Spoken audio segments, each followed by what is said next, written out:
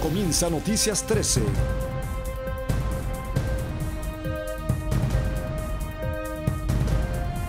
Desde Puerto Rico, su hora informativa por el canal de la familia.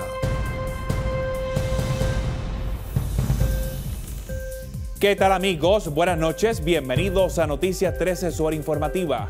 Buenas noches, José Ángel. A continuación, los titulares más relevantes el día de hoy.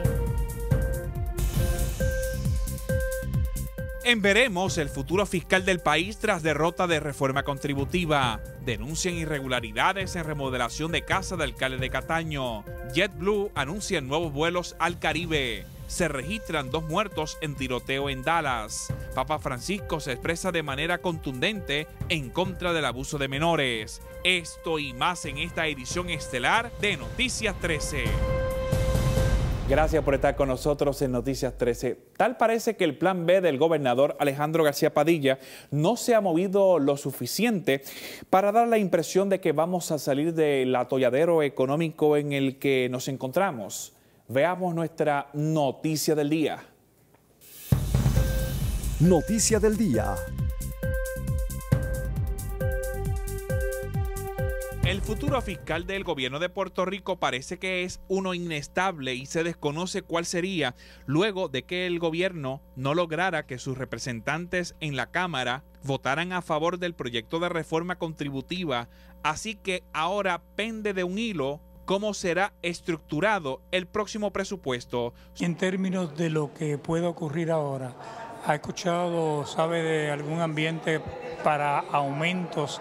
Porque la fácil de esta administración es buscar de dónde aumentar impuestos. Y ahí tenemos que estar pendientes porque existen otras alternativas que se han descartado por la administración sin una explicación satisfactoria. ¿Dónde es que está la base matemática, científica para decir que cualquier aumento al consumo es la respuesta idónea en un momento de contracción económica? 6 años de recesión en el país. Yo creo que esa es la primera pregunta que tenemos que contestar. No creo que haya ningún interés de la administración en contestarla, y los rumores son que lo que se está fraguando va a ser una modificación de los impuestos al consumo. Vamos a continuar operando desde el mismo principio lesivo a la economía del país. ¿Y qué piensa el PIB de todo este ambiente de que lo que se proyecta son aumentos en impuestos? Yo creo Además, aumentos de impuestos que ninguno ha logrado el objetivo proyectado. Y sin embargo, las personas que hacen esas proyecciones siguen siendo las mismas en el Departamento de Hacienda. Yo creo que eso es un ejemplo de cómo aquí se premia la incompetencia. El que no haya podido hacer proyecciones adecuadas no debe seguir haciendo proyecciones en el futuro. Pero creo que lo que evidencia este momento son 2 cosas. Primero, el desplome del liderato de Alejandro García Padilla y la activación del lema "la salvación es individual". Hay algo de eso también en la oposición al IVA, pero también a la gente se le tiene que empezar a hacer claro que el sistema actual político dio lo que iba a dar. Esto no pare más. Puede venir mañana una reforma contributiva bien pensada, con principios solidarios, con base sólida, pero igual el problema de la falta de producción y por lo tanto de la falta de ingresos de los cuales se pueden derivar las contribuciones que necesitamos, ese problema va a persistir. No podemos separar el tema económico del tema de la condición política de Puerto Rico. Y es que ha quedado totalmente descartado que el proyecto de reforma contributiva del Ejecutivo y de la Cámara pueda sobrevivir en una próxima sesión. Senador, después del IVA, ¿hay vida? Hay vida, pero es una vida escabrosa, difícil y de mucho sacrificio para el país, que no tiene en este momento los recursos suficientes para financiar su gobierno. Así que vendrán muchos recortes, muchas reducciones de operaciones gubernamentales. Yo inclusive creo que veremos varias consolidaciones de agencias y eliminación de agencias, porque el gobierno tiene que operar con casi 3.000 millones menos de dólares para la operación de sus agencias. Senador, aunque agua pasada no mueve molino, venimos, por lo menos en mi caso, desde que el gobernador juramentó, diciendo que su primer mensaje debió haber sido el estado de situación de cómo estaba el país, no cómo lo encontró, sino cómo estaba el país, y anticiparle al pueblo que había que tomar medidas serias que representaban reducción en los servicios de salud, de educación, de seguridad y bienestar social. Eso no ocurrió. Yo creo que el momento ahora es peor que aquella vez que se pudo haber anticipado al país. Ciertamente, yo creo sin embargo que el gobernador trató en estos primeros 2 años de buscar alternativas para no llegar a este momento de mucha dificultad, pero además muy triste para Puerto Rico. Yo soy de los que pienso que se debió haber hablado más claro, que se debió haber explicado exactamente cuál era la situación del país, a la misma vez que buscábamos avenidas alternas. Ahora ya no quedan muchas avenidas alternas y hay que comenzar a decirle al país las cosas como son. El mensaje del gobernador ante la legislatura hizo un gran trabajo en ese sentido y yo creo que ahora la comunicación de Fortaleza y del gobierno en general tiene que ser para que el país entienda el momento de dificultad, porque la única manera de salir de esto es que estemos todos juntos remando para el mismo lado y se acaben ya las controversias.